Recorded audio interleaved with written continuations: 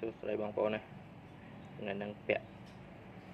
អងជើងឲ្យកូនអាសេះខ្មៅដាក់ប្រកាសជាមួយមេត្រូវបហ្នឹងឥឡូវអានមកពូទៀតណាថ្ងៃនឹងចាប់ពាក់កងជើងវាចង់ធំជ្រុលខាងដោះហូមកាក់ពេញសើមិនពលអត់បានចាប់ពាក់វាតែពាក់ថ្ងៃហ្នឹងហួសថ្ងៃចូល8ថ្ងៃ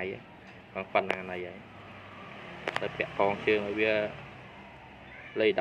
11ហើយលេខ12នេះអានេះលេខ11អានេះ12ទៅចាប់ពាក់កងជើងឲ្យវាសិននេះ11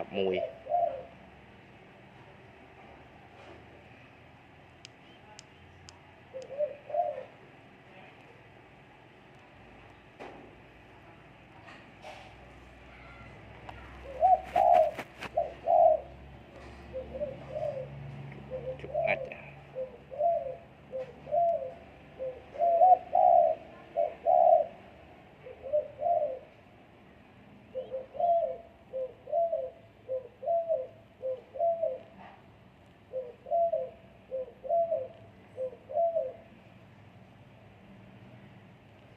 ធំជ្រុលចង់ហួសថ្ងៃទៅពាក់មិនសូវមិនបានពាក់រវល់ពេកធំ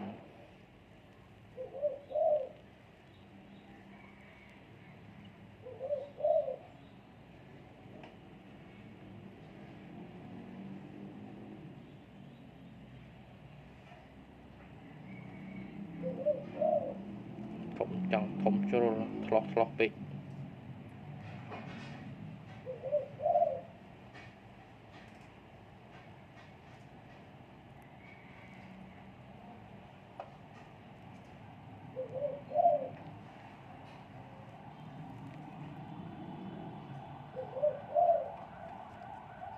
ចូលមួយនេះលេខ11កាន់មួយធំជ្រុលអត់ចេះពាក់អត់ចូលទៀតក្រោបលេខ11នេះអានេះលេខ12លេខ12